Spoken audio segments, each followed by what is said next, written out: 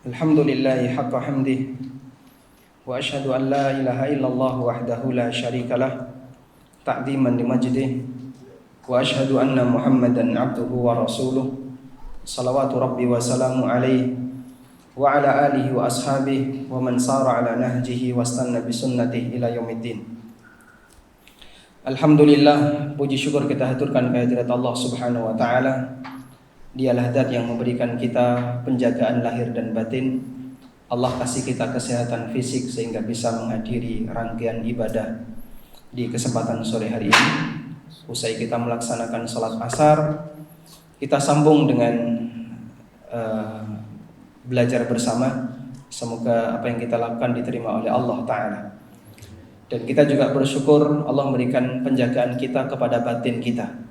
Penjagaan batin dalam bentuk Allah jadikan kita sebagai seorang muslim yang memiliki akidah yang lurus, akidah Ahlussunnah wal Jamaah, dan kita berharap kita bisa bertemu Allah dalam kondisi sebagai Ahlussunnah. Allah Subhanahu wa taala berfirman, "Yauma tabyaddu wujuhun wa taswaddu wujuh." Pada hari di mana ada wajah yang berubah menjadi putih dan ada wajah yang berubah menjadi hitam. Yang itu ditafsirkan oleh Ibnu Abbas radhiyallahu anhuma, yauma tabyaddu wujuhu ahli sunnah, yauma tabyaddu wujuhu ahli sunnati wal jamaah, wa tabyaddu wa taswaddu wujuhu ahli bid'ah wal firaq. Pada hari kiamat kelak wajahnya ahli sunnah akan berubah menjadi putih, sedangkan orang yang menyimpang dari sunnah Nabi sallallahu alaihi wasallam akan berubah menjadi hitam. Allah Subhanahu wa taala mengelompokkan manusia sesuai dengan latar belakang agamanya ketika di dunia. Dan penjagaan terhadap batin ini lebih penting karena keselamatan agama itulah target utama seorang muslim. Sehingga kalaupun orang tidak bisa menghindar dari musibah dunia yang itu dialami oleh semua manusia. Namanya manusia pasti dia pernah sakit. Pasti dia pernah mengalami kecelakaan. Kalaupun tidak pernah sakit fisik, minimal sakit hati. Sehingga orang pasti akan pernah mengalami musibah yang bentuknya lahiriah, musibah dunia. Kalaupun kita tidak bisa lepas dari musibah dunia, maka yang diajarkan Nabi SAW targetkan agar kita selamat dari musibah agama. Karena itulah dalam salah satu potongan doa Nabi SAW, beliau memohon kepada Allah dalam doa yang cukup panjang. Salah satu di antara penggalan doa itu, beliau menyampaikan, wala taj'al musibatana fi dinina wala taj'alid dunya akbar hammina wa mablagha ilmi. Ya Allah, janganlah engkau jadikan musibah yang menimpa kami adalah musibah yang merusak agama kami. Dan itu bisa jadi terjadi ketika orang mendapatkan musibah dunia karena dia merasa tidak ridho terhadap takdir yang Allah berikan kepadanya. Entah karena sakit, atau karena jatuh pailit, atau karena faktor yang lainnya, lalu dia marah terhadap takdir Allah. Maka musibah dunia menyebabkan dia terjerumus dalam musibah agama, sehingga dia kena musibah dua kali. Kalaupun kita tidak bisa menghindar dari musibah dunia, minimal yang kedua, jangan sampai kita terjerumus dalam musibah agama. Dan riba ini salah satu di antara jebakan setan yang kesekian, yang menampung musibah agama disebabkan karena orang tidak bisa bersabar terhadap musibah dunia. Mungkin karena masalah kemiskinan, atau karena masalah perhitungan ekonomi, pertimbangan ekonomi dan yang lain. Akhirnya orang nekat melakukan transaksi riba, dan itu adalah musibah bagi agamanya. Karena itu Nabi SAW pernah menekankan terkait teori sederhana dalam mencari rezeki. Hindari satu sifat ini, insya Allah kita selamat. Dalam hadis yang diriwayatkan oleh Ibnu Majah, Abu Dawud dan yang lainnya, Rasulullah SAW pernah bersabda, Inna ruhal kudus qad nafatha fi rawi. Sesungguhnya Ruh Kudus membisikkan dalam batinku. Siapa Ruh Kudus? Ruh Kudus siapa? Jibril alaihissalam. Sesungguhnya Ruh Kudus membisikkan dalam hatiku. Apa isi bisikan Jibril? Innahu lan tamuta nafsun hatta tastawfiya rizqaha wa in abta'a anha. Sesungguhnya tidak ada satupun jiwa yang mati kecuali dia telah menghabiskan semua jatah rizkinya. Meskipun bisa jadi jatah rizki itu datangnya tidak langsung banyak. Allah kasih jatah rizki manusia seorang hamba sampai mati, misalnya sekian ratus juta. Sekian ratus juta itu tidak datang langsung sekali waktu, tapi bertahap. Bulan ini sekian, bulan berikutnya sekian, sekian dan seterusnya. Ada sebagian orang yang dikasih jatah rizki oleh Allah di tahap awal mungkin sedikit. Wa in abta'a anha, meskipun kelihatannya telat ketika datang. Lalu beliau kasih saran, fala tastabti'u anha. Karena itu janganlah kalian memiliki sifat istibta'. Janganlah kalian punya sifat istibta'. Apa itu sifat istibta'? Ingin cepat sukses sebelum waktunya. Dan itu penyakit terbesar. Kenapa seseorang terjerumus ke dalam perbuatan yang haram? Belum waktunya diterima belum waktunya diterima di sebuah perusahaan, lalu dia ingin cepat agar diterima, akhirnya pakai sogok. Belum waktunya diterima di instansi pemerintah, akhirnya karena dia nekat, pokoknya saya harus diterima di sini, dia pun pakai suap. Belum waktunya dia diterima di kepolisian, pakai sogok juga. Belum waktunya tendernya harus diterima, dimenangkan, dia juga pakai sogok. Termasuk juga ketika ada orang yang belum waktunya punya rumah yang baik dengan cara yang legal, akhirnya dia menggunakan transaksi riba KPR. Belum waktunya punya mobil, dia memaksakan diri, kapan lagi kalau enggak pakai bantuan bank. Akhirnya dia undang bank ribawi untuk melakukan transaksi riba. Realitas seperti ini Nabi SAW telah mengingatkan jauh-jauh hari. Dan itu sebabnya adalah penyakit istibta'. Rizki seorang hamba telah diatur oleh Allah dan kita tidak tahu kapan datangnya. Namun ketika orang terburu-buru untuk mendapatkan sesuatu yang lebih cepat, maka di saat belum waktunya dia mendapatkan kesuksesan, memaksakan diri, akhirnya dia menjerumuskan dirinya ke dalam transaksi yang haram. Dan kita bisa lihat aneka transaksi haram, perbuatan haram yang dilakukan oleh seorang hamba ketika mencari dunia, sebabnya adalah ini. Penyakit istibta'. Ingin cepat sukses, ingin kejar target sebelum waktunya. Tahun depan tanah sebelah, tahun depan ruko yang itu, tahun depan insya Allah kita upgrade mobil, tahun depan. Dan ketika pada saat waktunya ternyata belum bisa mendapatkannya, akhirnya dia terpaksa, pokoknya harus target, dilakukanlah transaksi yang haram. Sebab seperti inilah yang membuat manusia melakukan akad yang bermasalah dalam kehidupannya. Karena itu Nabi SAW memberikan saran di akhir hadis, khudhu ma hullah wada'u ma hurrim. Ambillah yang dihalalkan dan tinggal yang diharamkan. Kalau kamu punya penyakit istibta', tahan dirimu, ambil yang dihalalkan, sementara yang diharamkan wajib untuk ditinggalkan. Sehingga penyakit istibta' itu ada dalam setiap diri manusia. Karena yang namanya orang punya ketamakan terhadap harta. Nabi SAW juga pernah menyebutkan dalam hadis riwayat Muslim, "Lau kana li ibni Adam wadiyani min dhahabin." Andaikan manusia itu punya 2 lembah isinya emas, kurang apa Pak? 2 lembah isinya emas. Enggak pakai ngolah Pak. Freeport itu pakai diolah dulu. Ini sudah emas, tinggal jual saja. Andaikan orang punya 2 lembah isinya emas, labtagha thalithahuma. Dia tetap akan berusaha untuk mencari yang ketiga. Wala yamla'u batnu ibnu Adam illa turab, dan tidak ada yang bisa memenuhi isi perut manusia kecuali tanah. Maksudnya apa? Mati. Ketika mulutnya disumpel dengan tanah, di saat itulah baru dia diam untuk mencari harta. Sehingga yang namanya penyakit ingin cepat sukses sebelum waktunya, penyakit istibta' itu ada dalam setiap orang. Cuman ada sebagian orang yang bisa berusaha untuk menahan diri sehingga tidak dia wujudkan. Namun ada sebagian orang yang gak sabar lalu diwujudkan dengan cara melakukan perbuatan yang haram ketika mencari harta. Baik. Lalu yang menjadi pembahasan kita adalah bagi mereka yang sudah terlanjur bagaimana solusinya agar kita bisa terhindar dan selamat dari transaksi riba. Sebenarnya materi ini ada dua sudut pandang, yaitu cara keluar dari transaksi riba. Pertama, sudut pandang dari lembaga ribawinya, dari lembaga keuangan. Yang kedua, sudut pandang dilihat dari nasabahnya.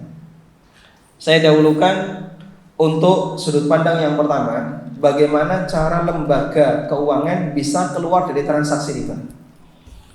Karena banyak orang yang komentar, ini Ustadz bisanya hanya nyalahin saja.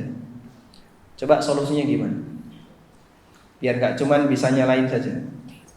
Baik, sebenarnya solusinya sudah dikasihkan oleh Allah. Dan sudah Allah jelaskan dalam Al-Quran. Apa lawan riba, Pak? Lawan riba, Pak?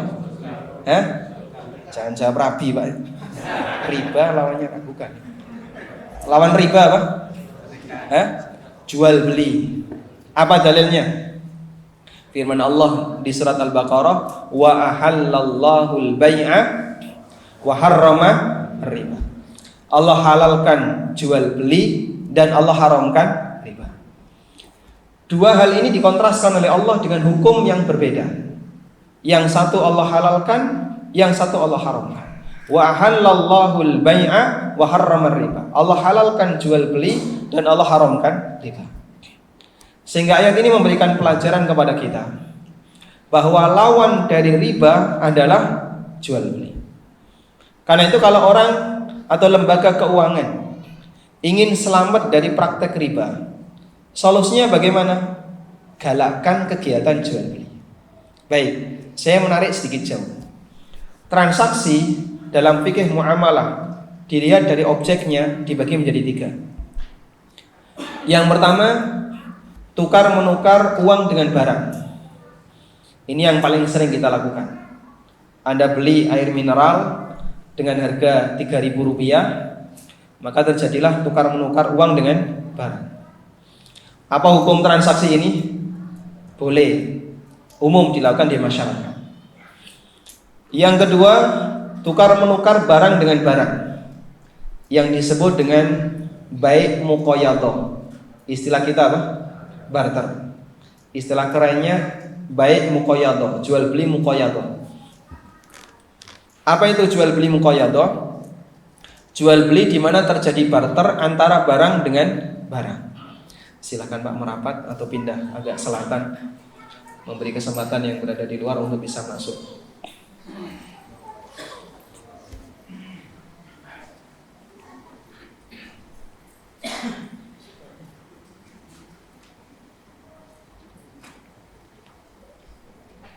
Cukup?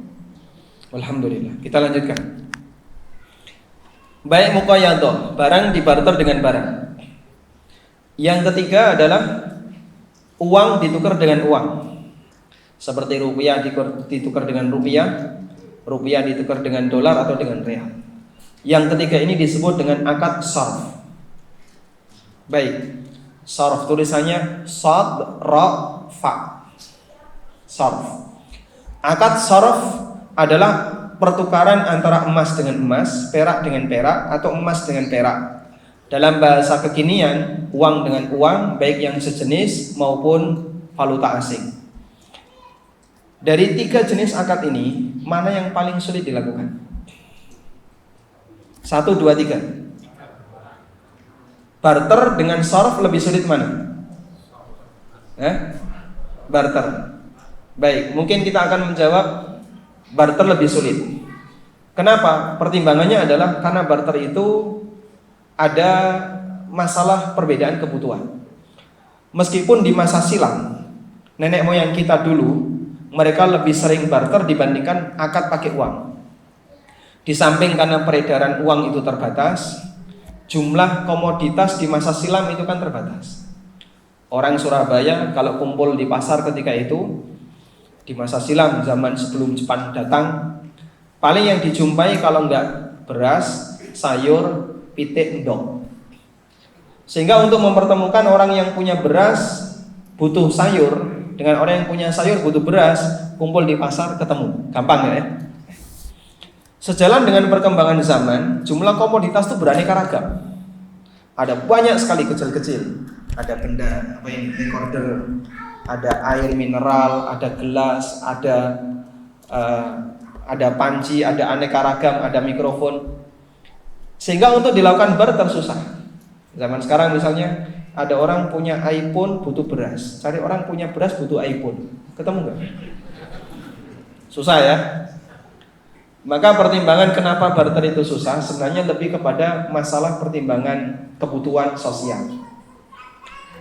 Tapi kalau kita lihat dari sisi aturan, yang lebih sulit dilakukan adalah uang ditukar dengan uang. Kenapa? Karena Nabi SAW ngasih syarat, duit kalau ditukar dengan duit, emas ditukar dengan emas, perak dengan perak, yang itu uang masa silam.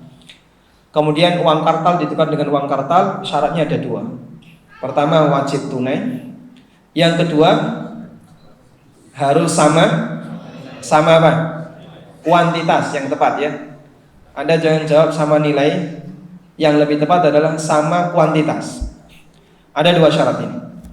Kalau salah satu syarat ini tidak dipenuhi, maka terjerumus dalam transaksi riba. Jika tidak tunai namanya riba nasi'ah. Jika tidak sama kuantitas padahal dia uang yang sejenis, namanya riba fadl. Baik, saya yakin praktek ini dilakukan oleh pelakunya murni karena dia nggak tahu. Saya yakin dia nggak punya niat jahat, tidak punya niat untuk maksiat, meskipun praktek ini perbuatan maksiat. Praktek apa itu Pak? Yang sering terjadi dilakukan oleh sebagian jamaah umroh karena dia nggak ngerti. Ada orang yang ketika di Kornis itu di mana? Di Jeddah ya. Sebelum ke bandara kan mampir dulu ke Kornis. Ngapain Pak? Ya, lempar jumroh real. Makanya di sana ada toko Ali Murah, bakso Mangudin, soto Betawi, dan aneka toko berbahasa Indonesia.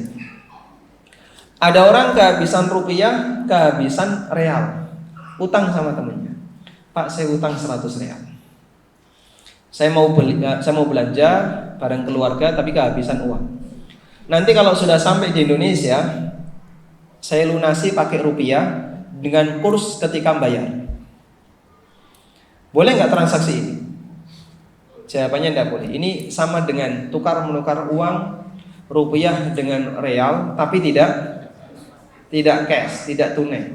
Dilakukan di waktu yang berbeda. Ketika ini terjadi, maka masuk dalam kategori riba nasi'ah. Siapa pelakunya? Sudah gundul orangnya. Dia nggak punya sama sekali keinginan untuk berbuat maksiat, tapi kita yakin mengapa melakukannya? Karena orang ini nggak ngerti. Itulah salah satu di antara pengaruh besar ketika orang tidak paham ilmu dalam masalah muamalah, bisa jadi terjerumus ke dalam riba sementara dia nggak sadar. Sebagaimana Ali bin Abi Thalib pernah mengatakan, "Man ittajara qabla ayyatafaqqaha irtatama fir riba tsumma irtatam." Orang yang berdagang sebelum mengerti ilmunya, maka dia akan terjerumus ke dalam riba, semakin terjerumus. Sehingga salah satu di antara syarat yang boleh berdagang di pasar Madinah di zaman Amirul Mukminin Umar adalah orang yang paham fikih jual beli, fikih muamalah. Baik, di sini pedagang ada? Yang pedagang? Enggak ada ya, karyawan semuanya. Masya Allah. Atau enggak ngaku? Tayyib. Kembali ke sini. Pertanyaannya adalah kenapa akad shorof itu dibuat rumit? Sehingga di situ ada dua syarat, harus sama kuantitas dan tunai. Jawabannya, para ulama mengatakan karena syariat menghendaki agar mata uang hanya dijadikan sebagai alat tukar dan bukan komoditas. Bagian ini yang perlu kita catat ya. Agar uang itu hanya menjadi alat tukar dan bukan komoditas. Makanya setiap kali kita menyinggung masalah riba, kenapa selalu yang kena dunia perbankan? Karena di negara kita satu-satunya lembaga yang menjadikan uang sebagai komoditas adalah bank. Sehingga yang diserahkan oleh bank uang, yang diterima uang, lalu mendapatkan tambahan uang. Terjadilah duit gesek dengan duit, nyiprat duit. Ini duit panas. Dan itulah transaksi riba. Terus kalau jual beli apa Pak? Jual beli itu komoditasnya barang atau jasa?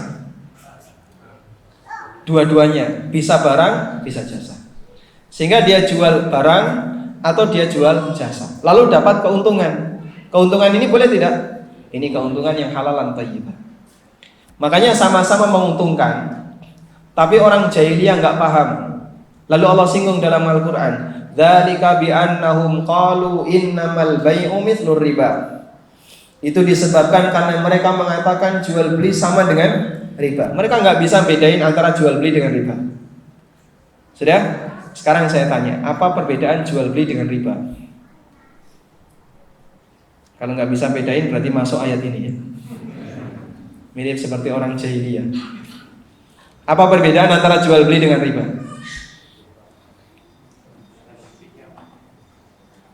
Kalau jual beli ada barangnya, kalau riba ada uangnya. Apa perbedaan antara jual beli dengan riba? Jual beli itu komoditasnya barang atau jasa, sedangkan riba komoditasnya uang.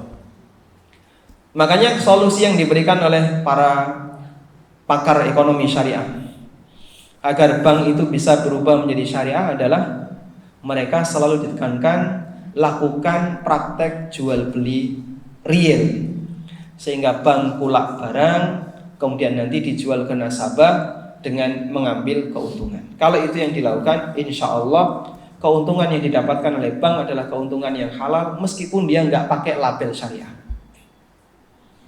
Masalahnya bank nggak mau yang pakai gini Pak. Pengennya cuma kami ngasih utang, sehingga bank itu kan kalau nggak funding, lending, pokoknya yang dikeluarkan duit, sehingga kami tidak menyediakan barang, kami tidak melakukan praktek jual beli.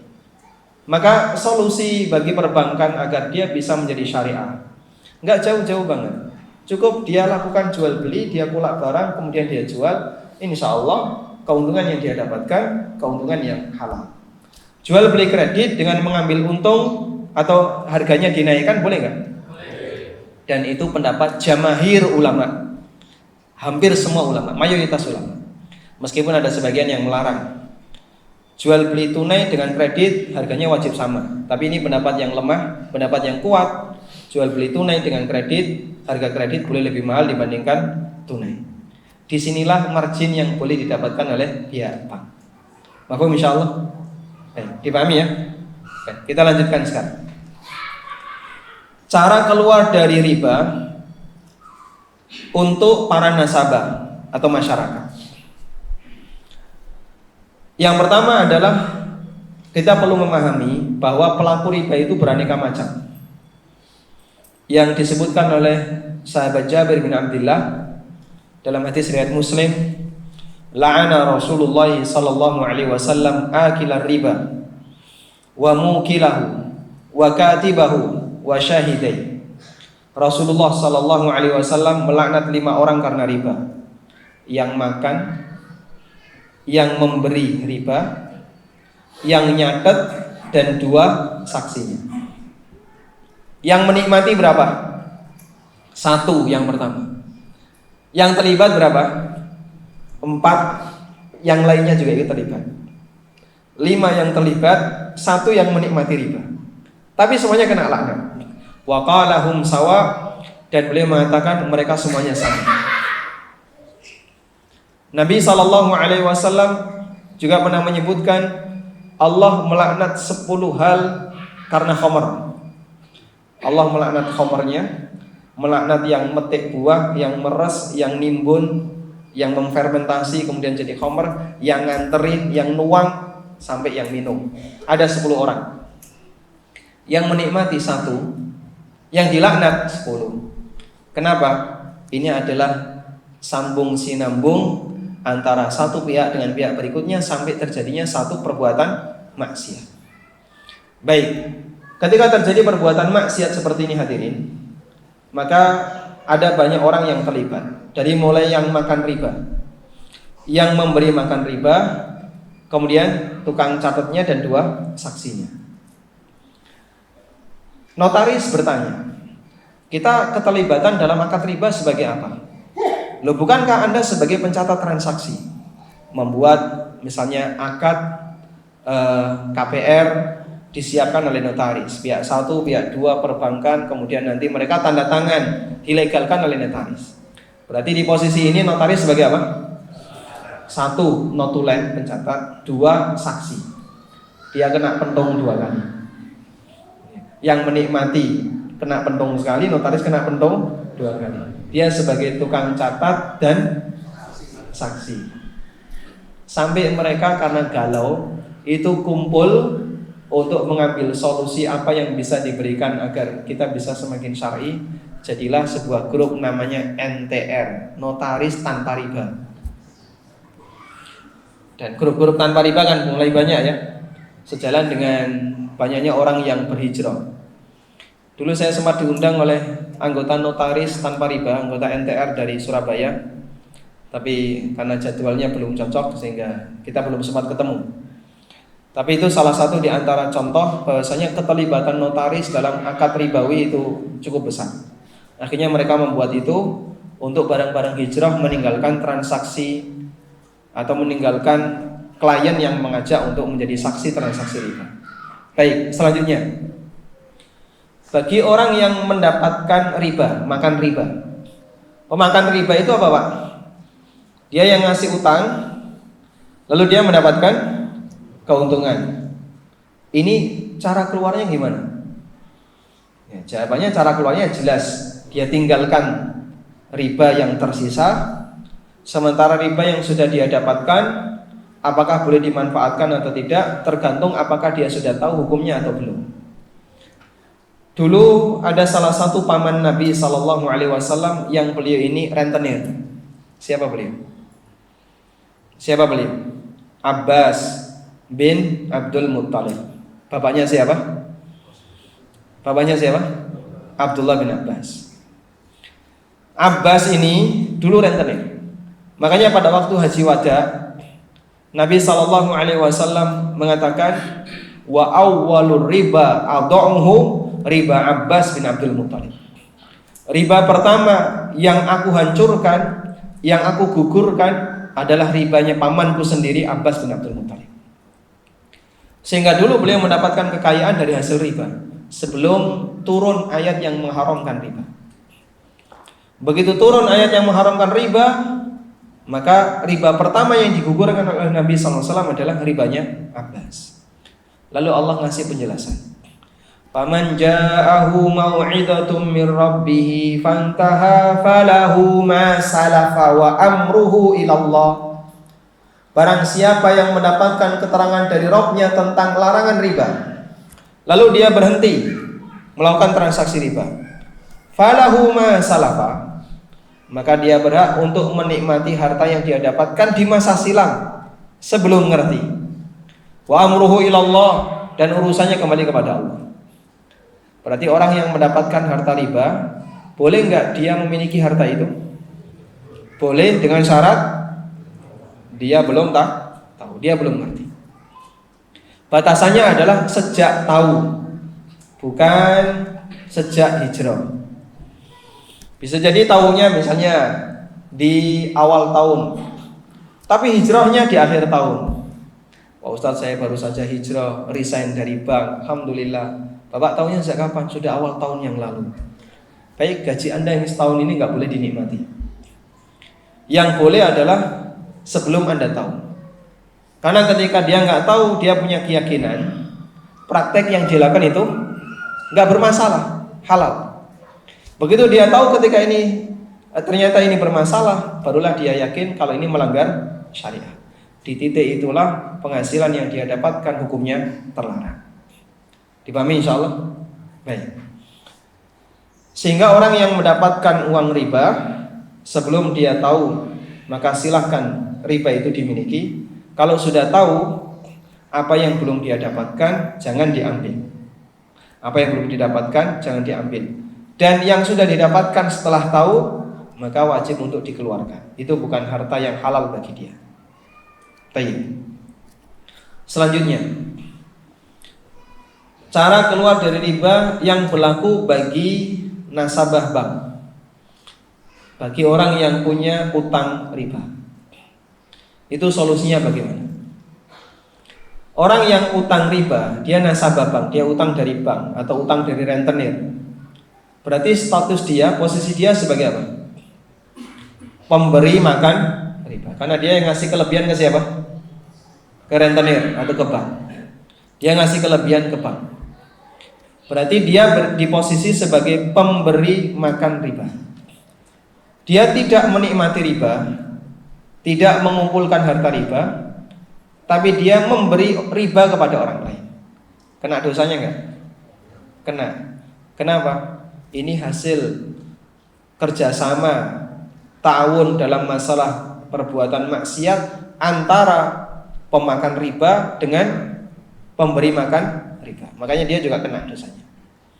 Cuman dosa dia tidak sebesar orang yang makan riba. Baik, untuk orang yang jenis kedua ini Pak, bagaimana solusinya? Solusi yang bisa dia lakukan adalah yang pertama, taubat dari transaksi riba yang sudah dilakukan sebelumnya. Karena setiap orang yang berbuat dosa punya kewajiban untuk taubat. Kemudian selanjutnya apa? Jadi bedakan antara taubat dengan konsekuensi taubat. Ada taubat, ada konsekuensi taubat. Taubat dia adalah memohon ampun kepada Allah atas kesalahan yang dia lakukan. Konsekuensi taubat dia adalah melakukan apa yang wajib dilakukan setelah taubat, semampunya.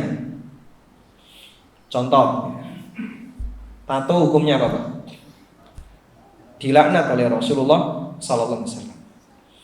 Walhamdulillah, banyak sekali kaum muslimin yang dulunya bertato, mereka taubat hijrah dan jadi orang baik, orang soleh. Saya ngisi di sebuah komunitas remaja pemuda ya di Jakarta, namanya Robanian, yang diselenggarakan di Masjid Al-Azhar Kebayoran. Itu Masya Allah pesertanya rata-rata ya anak-anak muda yang baru-baru hijrah. Kuping bolong itu biasa Pak. Kuping bolong ya, dia sudah tobat, sudah nggak ada apa tindiknya lagi, nggak ada yang lebar itu apa namanya, persing ya, sudah nggak ada ringnya, ada ya. Namanya selebar itu kalau mau dirapatkan kan lama Pak. Itu kelihatan kuping bolong, kuping bekas tindik, tato-tato di tangan itu kelihatan, kadang tato di leher kelihatan. Alhamdulillah banyak mereka yang sudah mulai hijrah. Ya, jadi berikutnya adalah setelah dia tobat, dia lakukan konsekuensi tobat. Apa konsekuensi tobat? Bertato itu haram, dosa besar, dilaknat oleh Rasulullah SAW. Terus gimana ini? Kalau saya punya tato, ya berarti harus kamu bersihkan. Wah, ini kalau saya bersihkan, apalagi di daerah vital, di leher atau di tempat-tempat yang itu ketika dibersihkan bisa bikin luka yang parah, saya nggak sanggup. Baik, yang penting kamu tobat, mohon ampun kepada Allah atas kesalahan ini. Yang kedua, konsekuensi tobatnya dilakukan semampunya. Kalau sekiranya ini bisa dilakukan tanpa menimbulkan madharat yang lebih besar, silakan dibersihkan. Tapi kalau dilakukan menimbulkan madharat yang besar, nanti boleh ditunda. Semoga ada teknologi yang bisa menghapus tato tanpa madharat. Baik. Termasuk juga orang yang sudah terlanjur transaksi riba. Saya sudah kadung KPR, leasing belum kelar, mobil sudah rusak ya. Terus ini gimana solusinya?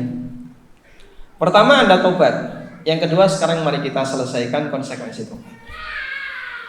Dalam teori perbankan, pada saat orang membayar cicilan, itu kan pakai grafik menurun ya, pakai grafik menurun. Ini saya bukan cerita praktek pribadi Pak ya. Ini pengalaman orang lain. Grafiknya menurun. Jadi untuk cicilan pertama itu yang dibayar lebih banyak bunganya. Misalnya cicilan 5 juta, Yang 4,5 juta itu bunga, yang 500 pokoknya. Kemudian bunganya menurun, pokoknya naik. Anda berhenti di titik tengah. Berarti separuh sudah Anda bayar, separuh belum Anda bayar. Baik, terus selanjutnya ini bagaimana? Yang bisa Anda lakukan adalah menawar ke pihak bank agar bunganya dihapuskan. Saya hanya mau bayar pokoknya saja. Pokoknya Mas, saya bayar pokoknya saja. Seperti ini butuh tawar-menawar, mungkin akan tarik ulur dan seterusnya. Karena di titik ini saya tahu saya haram untuk memberi tambahan. Ini riba yang saya berikan kepada Anda. Sehingga kalau ini saya serahkan, maka nanti berarti saya memberikan riba kepada Anda. Makanya saya minta saya bayar pokoknya saja. Ada tarik ulur di situ. Minimal ketika Anda melunasi pokoknya, Anda menghapuskan sisa ribanya. Meskipun sudah mulai turun ya. Anda bersihkan sisa ribanya sehingga Anda tinggal bayar sisa pokok angsuran. Kalau itu bisa dilakukan, alhamdulillah. Nah, yang jadi masalah begini. Untuk bisa deal-dealan melunasi dalam waktu cepat kan butuh energi yang besar, Pak ya. Maksudnya butuh dana besar. Nah, terus gimana kalau orangnya nggak punya duit tunai untuk nutupi itu? Bank bisa jadi mengabulkan, tapi wani nganyang berarti wani bayar, kan gitu ya. Sehingga kalau Anda sudah menawar tapi masih minta nyicil, nggak bakalan dikabulkan. Tapi kalau nawar kemudian langsung dilunasi, ini daripada jadi nasabah yang kurang teladan, sudahlah kita pangkas saja. Pokoknya yang penting Bapak segera lunasi. Kami kasih potongan sekian, segera dilunasi. Terus dananya dari mana? Nah, di sini ada 2 cara ya. Pertama, harus amputasi. Atau yang kedua, masuk ICU. Pilihannya kok loro kabeh ya. Amputasi gimana? Jangan merasa berat untuk jual aset. Kalau memang belum waktunya punya, ya sudahlah, lepaskan saja. Baik, saya jual aset yang kira-kira kurang produktif. Ini kurang produktif, saya lepaskan. Setelah dapat duit, segera lunasi itu. Dan selanjutnya jangan lagi utang bank. Ini amputasi. Nah, yang kedua, kalau amputasi nggak mungkin, Pak, aset ini satu-satunya, ini yang paling vital. Saya hanya punya 1 rumah ini, aset yang lain saya tidak punya, tinggal 1 rumah ini. Baik, berarti penyelesaian Anda butuh waktu yang lebih lama. Masuk ICU. Butuh donor dari luar. Di Jogja, kami bekerja sama dengan para jamaah mengumpulkan potensi kaum muslimin untuk membantu orang-orang yang masuk ICU kayak gini, Pak. ICU kan kadang butuh donor darah, butuh donor apa. Baik, kita sekarang akan ciptakan lembaga pendonor. Dengan cara apa? Kumpulkan potensi umat. Lembaga yang saya buat namanya Indonesia Bersih Riba. Webnya bersihriba.com. Itu usianya baru kurang lebih setahun, tapi alhamdulillah sudah berhasil membantu lebih dari 100 korban bank. Ada yang bank, ada yang rentenir, pelecit gitu ya. Bank pelecit tahu Pak? Bank tanpa ATM gitu Pak ya.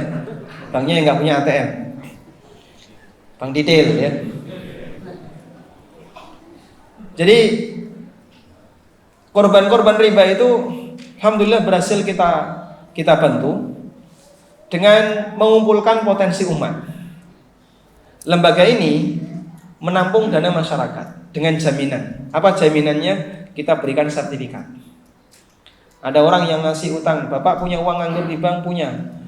Di bank nggak boleh ada tambah Pak. Taruh di tempat kami. Sama saja nggak tambah. Cuman kalau di tempat kami gunakan untuk membantu kaum muslimin. Baik, saya punya duit nganggur 10 juta, ditaruh di sini, kita terbitkan sertifikat utang. Ini tolong dibawa, tapi di sini ada batas waktu minimal sebulan, minimal setahun. Kalau terlalu pendek kami nggak terima, karena nggak bisa diapa-apain. Minimal setahun. Ada yang 2 tahun mau, ada yang merasa nggak begitu butuh duit, ya mau sampai 3 tahun. Dan itu tertera dalam surat utang tadi. Sehingga kita kumpulkan dana dari masyarakat yang nganggur-nganggur itu, kita jadikan satu dengan akad utang. Selanjutnya setelah dana terkumpul, kita pakai untuk nutupi utang masing-masing korban bank tadi dengan akad utang pula. Dia kita utangi biar cepat nutup di bank, tapi nggak ada ribanya. Nah nanti dia nyicil, dan ini tidak kita lepas langsung. Syarat untuk bisa mendapatkan bantuan dari lembaga kami ada 2. Pertama, dia harus menyerahkan jaminan, sehingga kita tidak mau melepas dana umat tanpa jaminan. Bisa sertifikat atau termasuk jaminan di bank, nanti kita tarik, kita taruh di tempat IBR. Selanjutnya dia nyicil ke kita. Syarat yang kedua, dia harus ikut kajian. Loh, orang dipaksain ngaji itu dolim gak? Oh kamu dolim maksa saya ngaji. Tidak jadi orang pinter kok ora gelem kan. Kita paksa dia kajian. Dan itu kita tunjuk. Anda harus ikut kajian. Kalau enggak ustadz ini, ustadz ini, ustadz ini. Kita kerjasama dengan mereka. Fungsinya apa ini Pak? Sebagai alat pantau. Sehingga kita bisa memantau. Oh orang ini insya Allah baik, dia nggak ngilang. Kalau dia kabur bawa duit masyarakat kan kita yang bingung. Makanya dengan cara seperti ini kita jadikan sebagai fungsi kontrol agar yang bersangkutan tetap bisa dipantau. Baik, ini di Surabaya belum ada. Nah kemarin ada orang yang minta ke kami, IBR mohon maaf hanya baru bisa melayani khusus Jogja DIY. Kalau keluar kami belum sanggup karena keterbatasan SDM. Kemarin ada orang Surabaya, dia menyampaikan, bolehkah saya jual ginjal untuk melunasi utang orang tua? Masya Allah ya. Ya mendengar pertanyaannya kita sedih. Kalau di Jogja insya Allah kita bisa bantu. Tapi Anda di Surabaya, ya mohon maaf, IBR belum sanggup untuk sampai keluar kota. Dan kita juga menawarkan bagi komunitas-komunitas yang ada di luar daerah, di luar Jogja, kalau mau membuat IBR cabang kota yang lain silahkan.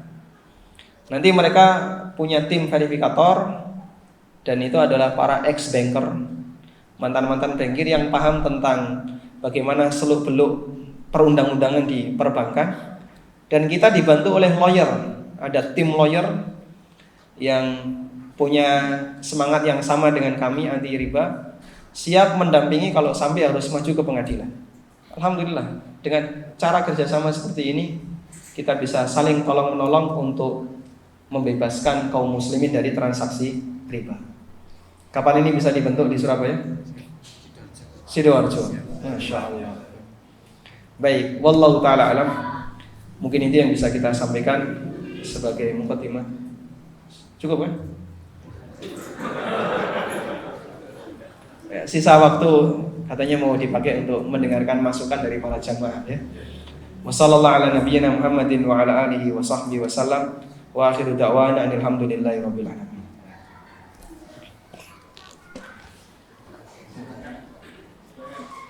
Tadi ada mikrofon. Baik, di bapak-bapak ada mikrofon, di ibu ada? Ada. Silakan. Assalamualaikum warahmatullahi wabarakatuh. Waalaikumsalam warahmatullahi wabarakatuh. Ini saya mau bertanya Ustaz mengenai keluhan dari konsumen. Gimana? Mengenai Keluhan dari konsumen. keluhan dari konsumen. Untuk keluar dari riba tadi. Nah, kami pernah mengajukan kredit syariah yang itu katanya sudah betul-betul syariah. Nah, tetapi di situ jaminan yang mereka minta itu menurut kami terlalu besar. Jadi barang yang kita beli anggap 100 juta, mereka minta sertifikat rumah dan macam-macam. Mungkin kuncinya tadi itu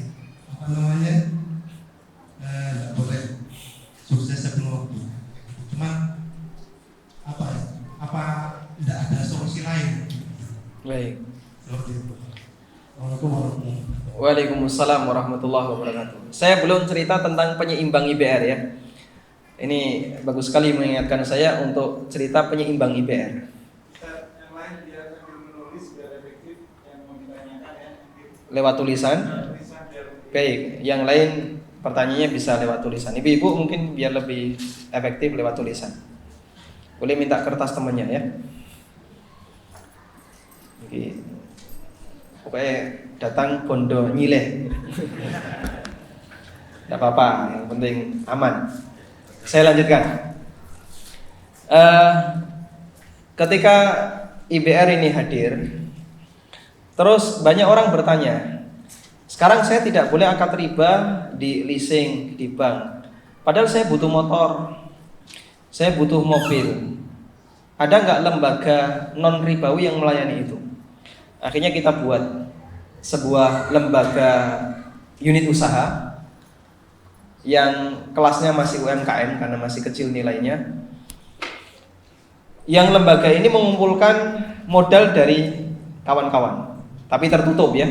Kita nggak buka keluar, karena kalau keluar berarti harus jadi koperasi atau minimal kena OJK. Sehingga kita tidak lakukan crowdfunding, tapi tertutup secara pribadi. Ada yang mau ngasih modal sekian ratus juta, ada yang ngasih modal sekian puluh juta. Kita kumpulkan. Selanjutnya, Bapak kalau mau beli motor, beli lewat situ. Nah, lembaga ini kulak dulu.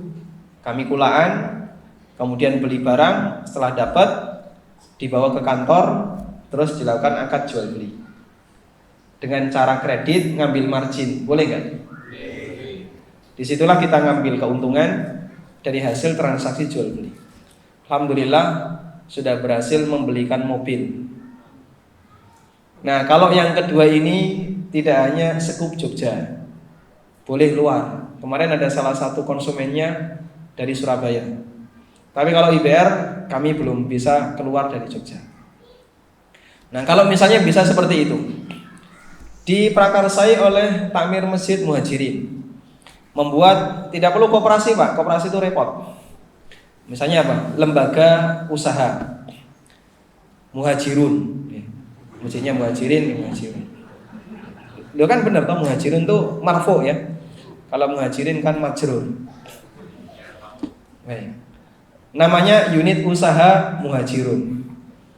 Mengumpulkan modal dari para jamaah, bisa di dalam, bisa di luar. Selanjutnya kalau ada yang butuh, si A mau beli dengan unit, nilai unit 100 juta.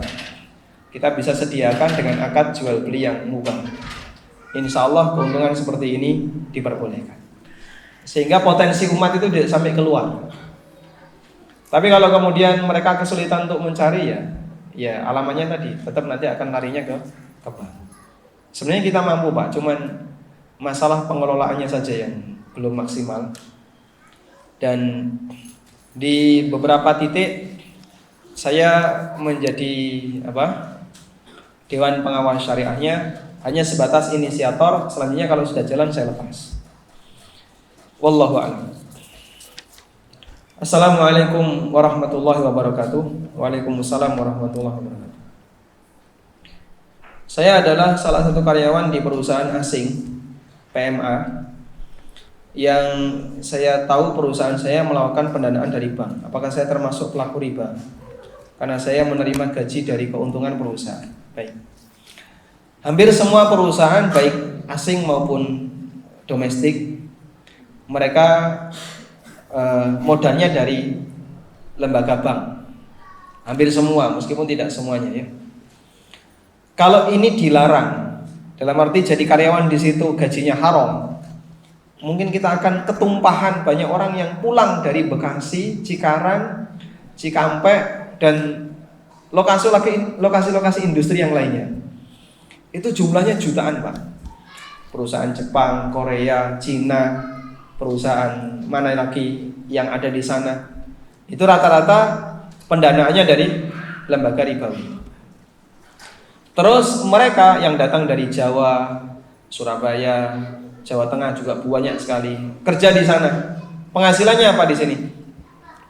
Mereka tidak bertanggung jawab, karyawan tidak bertanggung jawab terhadap akad yang dilakukan oleh perusahaan dengan bank. Sehingga pendapatan karyawan itu untuk menilai hanya cukup menimbang dua hal. Pertama, unit kerja yang dia lakukan unit kerja yang halal. Yang kedua, perusahaan itu menjual produk yang halal. Misal ya, perusahaan itu menjual lem misalnya. Lem halal atau haram? Atau ban misalnya. Perusahaan ban, ini halal. Atau spare part mobil, halal. Tapi dia bekerja di bidang yang haram. Misalnya, tukang pijitnya bos. Padahal dia perempuan. Bosnya laki-laki. Saya digaji karena saya mijiti bos. Oh, ini tidak boleh kamu kayak gini.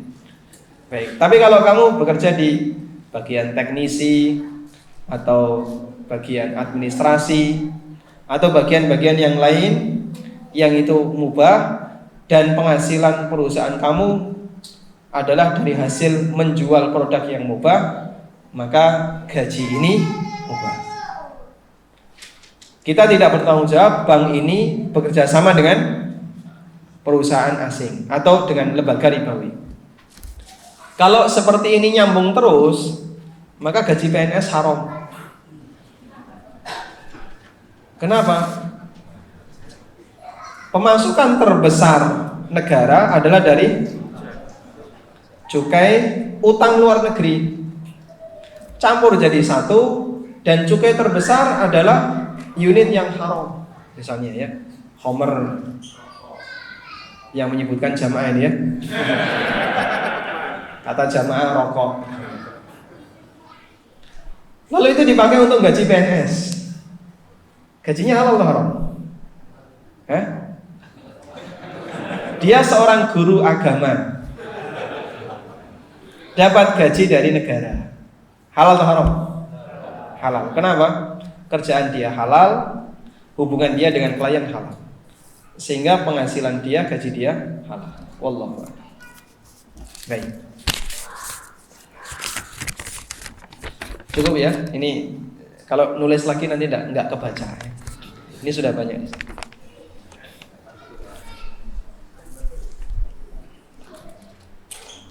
Istri ditawarin temennya untuk ikut MLM yang katanya sudah syariah. Adapun nama MLM itu tolong disensor. Apakah MLM itu syariah? Wah, saya tidak tahu isinya ya. Karena sebenarnya multi level marketing itu tidak dilarang dalam syariat kita. Orang mendapatkan fee karena memasarkan itu boleh.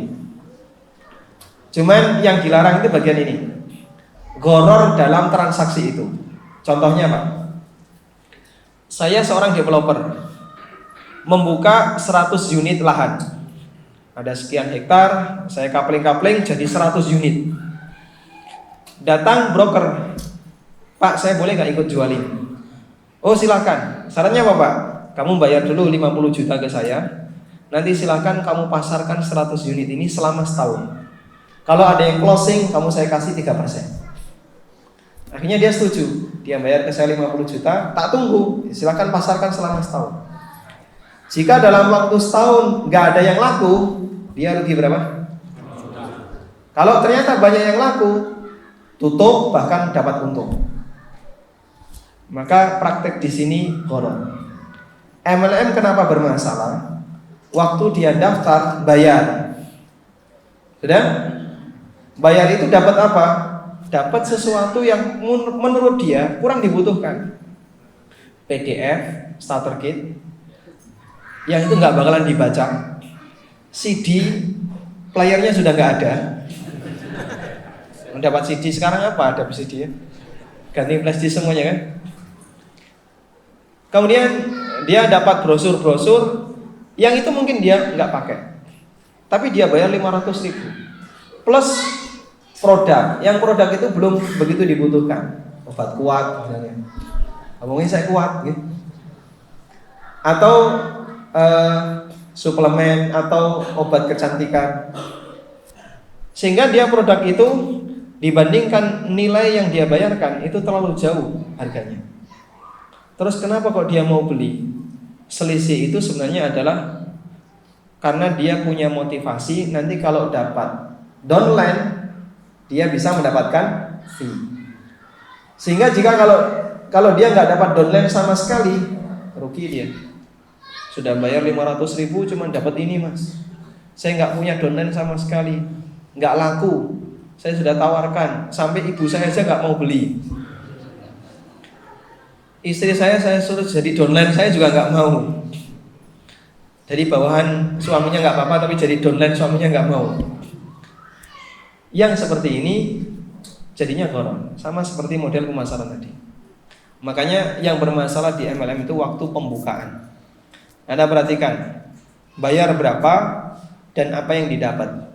Kalau yang dibayarkan dengan yang didapatkan waktu pendaftaran tidak seimbang, masuk dalam transaksi gharar.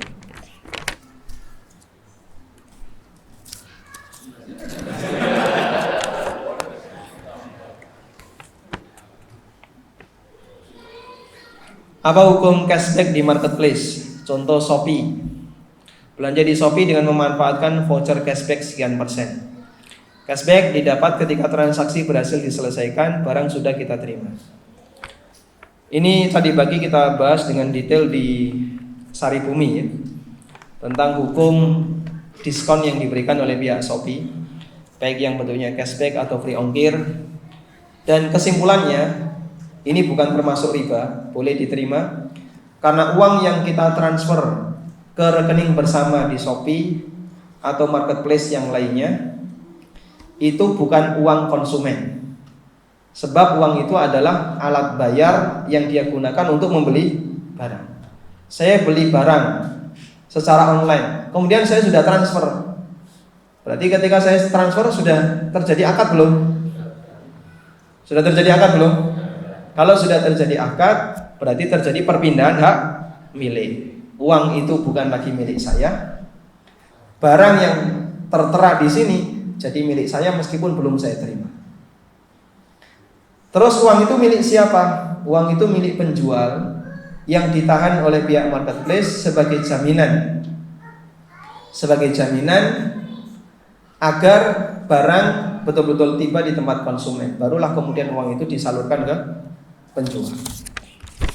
Dan itu diperbolehkan karena ini menggunakan akad yang disebut dengan akad domanah, di mana uang itu dijadikan sebagai domain, sebagai jaminan. Bagaimana cara memperoleh modal usaha supaya bersih dari riba? Jika sudah ada yang menanyakan tidak perlu dijawab. Ini seharusnya tidak perlu saya baca ya. Bagaimana cara atau konsep bebas riba dalam mencari investor usaha? Apa perbedaan yang paling mendasar antara riba dengan mudharabah? Kalau investasi kan dalam fikih muamalah disebut dengan apa? Mudharabah. Saya sebutkan ringkas ya. Ada buku saya yang membahas ini, judulnya Pengantar Permodalan dalam Islam. Buku itu membahas dua akad, mudharabah dan musyarakah. Bagaimana cara membuat kerjasama bisnis yang syar'i. Sederhananya, perbedaan antara riba dengan mudharabah. Satu, riba itu modal dijamin. Sehingga kalau usahanya rugi, modal tetap dikembalikan utuh, itu riba. Sedangkan mudharabah, modal tidak dijamin. Kalau rugi Pak, gimana Pak? Ya sudah rugi ya duitmu kurang, bahkan hilang. Kalau Anda siap dengan konsekuensi ini, silakan lakukan akad mudharabah. Yang kedua, riba itu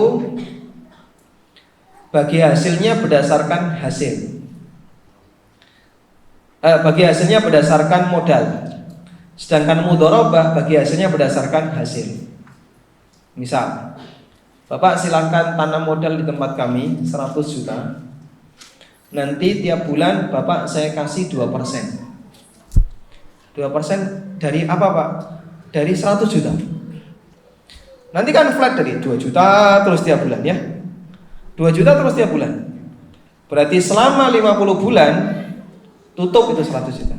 Dan modalnya tetap utuh 100 juta. Ini akad riba. Kalau yang mudharabah gimana? Bagi hasil berdasarkan hasil. Nah, hasil itu bisa ada, bisa tidak. Sehingga nanti hasil dari bagi hasil fluktuatif. Kadang naik, turun bablas. Usahanya tutup ya. Karena yang namanya hasil itu tidak tentu.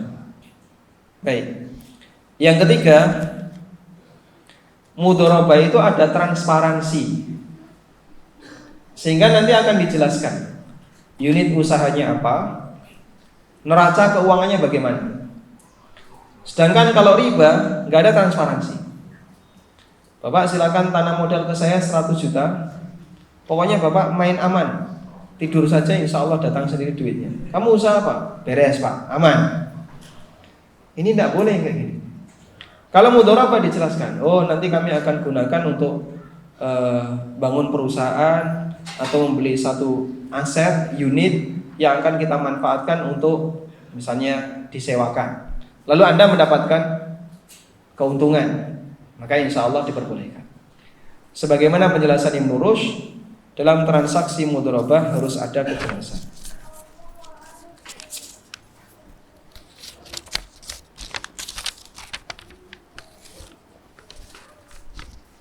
Assalamualaikum warahmatullahi wabarakatuh. Waalaikumsalam warahmatullahi wabarakatuh. Kalau seorang jualan dengan cara online, dia menjual barang dengan mengirim gambar yang dia dapat dari supplier. Akan tetapi dengan supplier cara online juga. Apa yang demikian hasil yang dia dapat termasuk haram. Dia menjual pakai gambar supplier, dia menghubungi supplier lewat online. Terus dia jual dengan cara online. Kalau dia belum menjadi wakil supplier, maka dia tidak boleh. Tapi kalau dia jadi wakil supplier, boleh. Ciri wakil gimana Pak? Dia sudah dapat izin untuk menjualkan barang milik supplier. Yang kedua, dia tidak perlu bayar di depan. Kalau supplier minta kamu harus bayar dulu, itu bukan wakil, berarti ini trader. Trader itu orang yang kulak terus jual. Saya saat ini memiliki satu utang rumah dengan pembiayaan KPR syariah. Saya hendak melepaskan rumah ini dengan alasan tidak ingin berutang. Apakah ada cara win-win solution? Jika rumah ini dijual ke orang lain, bagaimana solusinya? Karena kebanyakan yang berminat dengan KPR juga. Memang biasanya sesuatu yang bermasalah nanti ujungnya masalah ya. Andaikan Anda bisa menjual unit rumah itu dengan cara tunai, insya Allah itu yang paling bagus. Tapi di era corona kayak gini orang nggak mikir beli rumah tunai ya. Yang dibeli masker.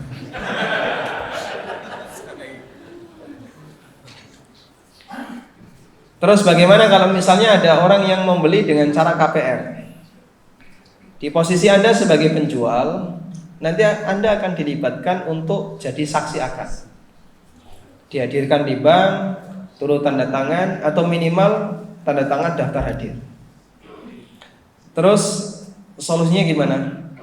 Yang bisa kita sarankan adalah kalau misalnya nggak ada yang lain selain satu konsumen ini yang dia hanya bisa KPR, Anda gini aja, lepaskan tanggung jawab. Saya nggak mau tahu Anda mau cari uang dari mana. Yang penting pokoknya saya hanya mau bertransaksi dengan kamu secara tunai. Wah, terus saya bisa KPR lewat bank gimana caranya? Bukan urusan saya. Misalnya kalau dia pinjam sertifikat kakaknya, saudaranya, lalu disekolahkan di bank, kemudian dia dapat dana, kemudian itu yang dipakai untuk bayar, terus sertifikat Anda lepaskan, selanjutnya dibawa oleh dia, sudah itu urusan dia. Selanjutnya sertifikat itu urusan dia. Mau dia gantikan untuk sertifikat pertama yang sudah dia taruh di bank atau bagaimana terserah dia. andai bisa seperti ini, insya Allah inilah solusi yang paling terakhir ya. Sehingga Anda sama sekali tidak terlibat dengan bank. Pokoknya saya hanya mau dengan Bapak. Bapak mau cari uang dari mana terserah Bapak. Yang penting jangan korupsi ya.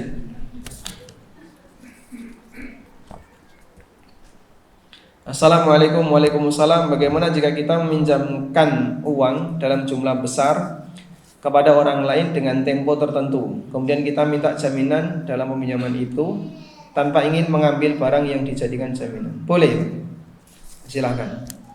Boleh orang minta jaminan.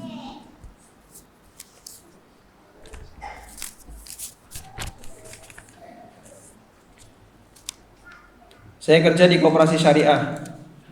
Bagaimana jika ada akad murabahah jual beli tapi diwakalahkan ke nasabah? Wakalah ini boleh dengan syarat: satu, nasabah tidak dikasih uang, sehingga uang jangan ditransfer ke rekening nasabah. Nanti Bapak silakan beli sendiri. Ini sama dengan akad utang. Ya, yang benar jangan kayak gitu. Sehingga uang itu nanti ditransfer oleh koperasi syariah ke dealer. Maka fungsi nasabah di sini datang ke dealer hanya untuk menunjuk unit mana yang mau dipilih. Sudah?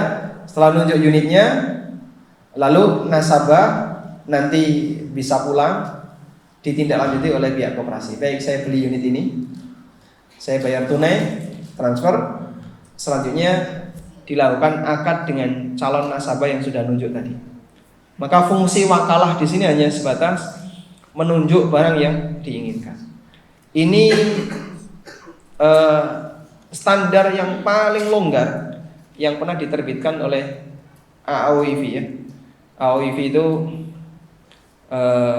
Accounting and Auditing of Islamic Finance atau Institution ya. IV-nya itu Islamic Finance Institution. Jadi dia adalah lembaga pengawas perbankan syariah internasional yang berpusat di Bahrain.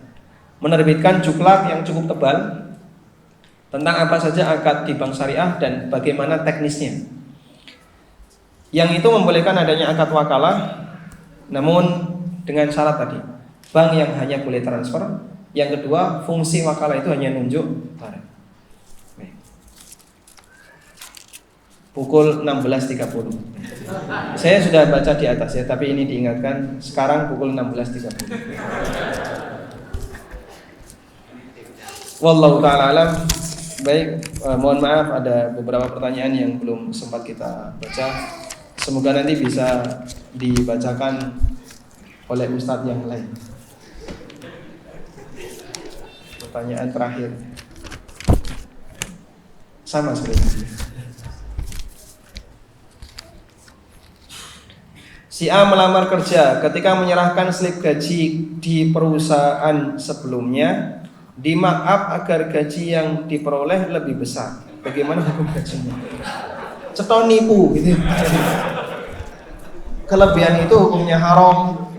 Kalau dia nggak ditangkap di dunia, karena sebagai koruptor nanti hidup tidak sekali akan ada kelanjutannya di akhirat. Wallahu ta'ala alam. Semoga jadi ilmu yang bermanfaat. Wassallallahu ala nabiyyina Muhammadin wa ala alihi wa sahbihi wa sallam. Wa akhiru da'wana alhamdulillahi rabbil alamin. Subhanakallahumma wa bihamdika asyhadu an la ilaha illa anta astaghfiruka wa atubu ilaik. Wassalamu alaikum warahmatullahi wabarakatuh.